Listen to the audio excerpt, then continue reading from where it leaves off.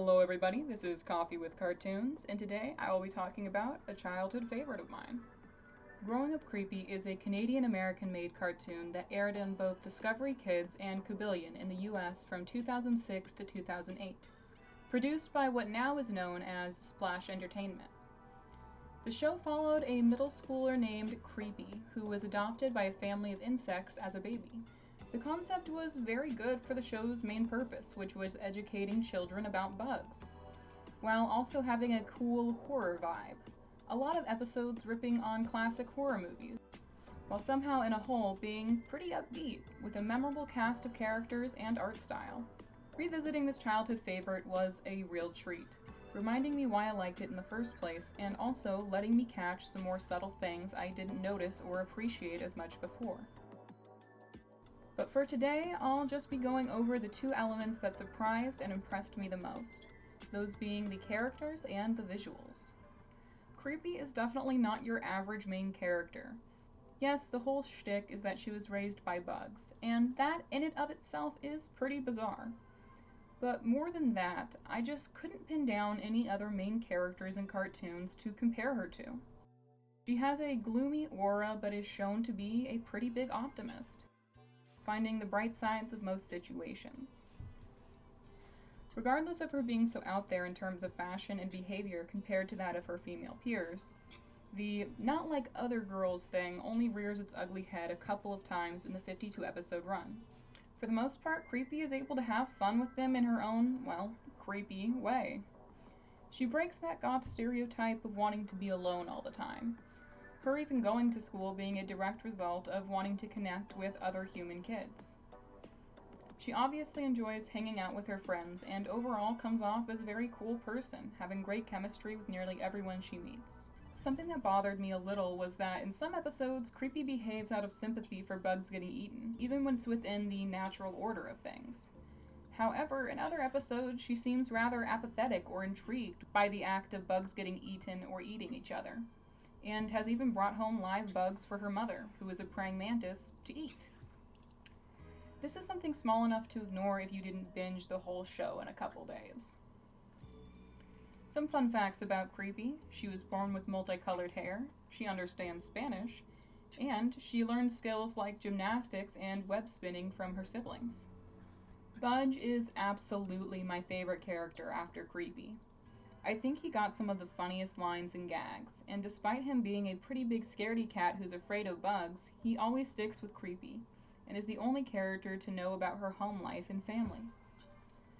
What I thought was even more interesting is that Budge was originally just friends with Chrysalis, as we see in the Origin episode, which is interesting because it's pretty obvious that Creepie and Budge are much closer than Budge and Chrysalis. They share more inside jokes and often work together to keep Creepie's secret from Chrysalis or others. I feel like it's pretty safe to say that Budge is the voice of reason in a lot of episodes, being an active part of most plot resolutions in the episodes he's in. He's also the most likely to dress up during an episode, taking on personas from hard-boiled detective to headless horseman.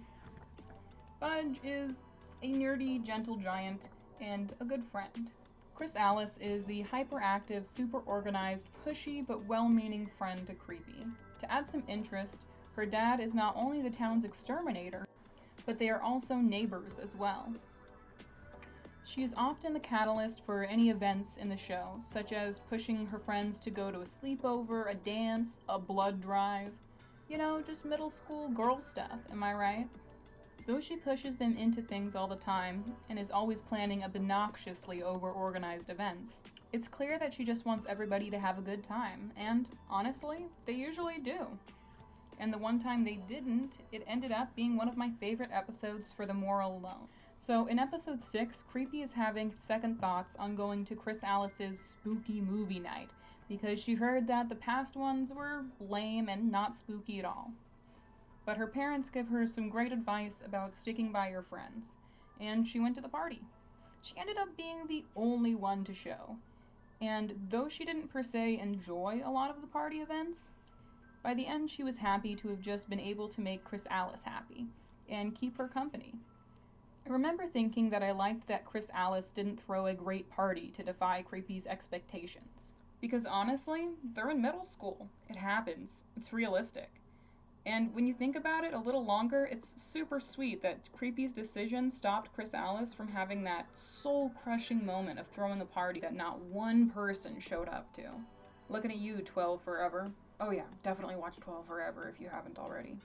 Anyway, one of my favorite episodes of the show. All in all, I think Chrysalis always has Creepie's best interest at heart, even though at times she can seem a bit selfish. And for that, along with being a good contrast to our main character and being pretty entertaining overall, I think she is an integral part of the main cast. Carla is almost always seen with her crony Melanie, and while her friend is pretty easily written off as the dumb blonde character archetype, being fascinated with shiny objects, shopping, and her cell phone, Carla has a bit more to her that always kept me very interested in what choices she would make. She also has this strange on and off again friendship with the main trio. After a while, I had come to the conclusion that she must have been like childhood friends with Chrysalis. Regardless, she is so interesting and consistent, while her main focus is being popular, shopping, and being fashion forward. However, is known to like things such as scary stories and a Ouija board type board game. This dichotomy in her character left me hoping for an episode that followed her more, gave some more background and or substance, feeling like I was missing something just below the surface. And even times when she was just filling the role of mean girl, it's still fine because none of our main three characters ever take what she says to heart, sometimes just outright ignoring what she says, making the light bullying seem okay since it wasn't really doing any harm and because it never steps outside the lines of how mean or quote-unquote evil a middle school girl villain should be. Not to mention she had some of the funniest lines.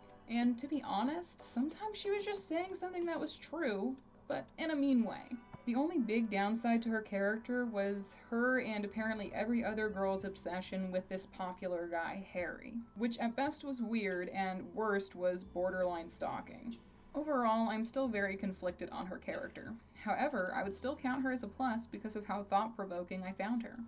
Lastly, for characters, we have Harry. He is the quote-unquote hot guy that Melanie and Carla are always fawning over, and low-key stalking. As a character, he's really not that bad. He's never really mean, just kind of self-absorbed. He's consistently nice to our main trio, and has shown some interest in specifically Creepie. Also, his thing is that he's obsessed with his hair, I guess? Overall, he's not a bad character, but not very interesting, like Gil from Johnny Test. The only other named male student other than him and Budge is this guy, who is basically a meaner and somehow even less attractive version of Harry. Before I move on from talking about characters, I'd like to talk about this show and how it handled family. Something I completely forgot about this show was its side focus on family and how well it does it.